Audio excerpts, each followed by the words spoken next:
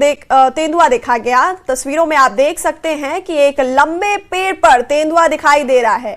स्थानीय निवासी ने इस तेंदुए का वीडियो बनाया है। वहीं तेंदुआ देखे जाने के बाद स्थानीय निवासियों में दहशत का माहौल है।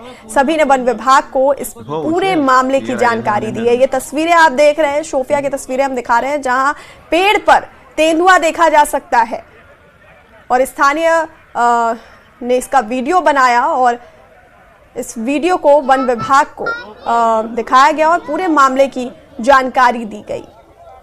वही तेंदुआ देखे जाने के बाद से ही लोगों में दहशत का माहौल है, पूरे इलाके में दहशत का माहौल है। ये शोपिया की तस्वीरें हम आपको दिखा रहे हैं, जहां एक लंबे पेड़ पर ये तेंदुआ दिखाई दे रहा है और जिसके बाद से ही पूरे इलाके में दहशत का माहौल है।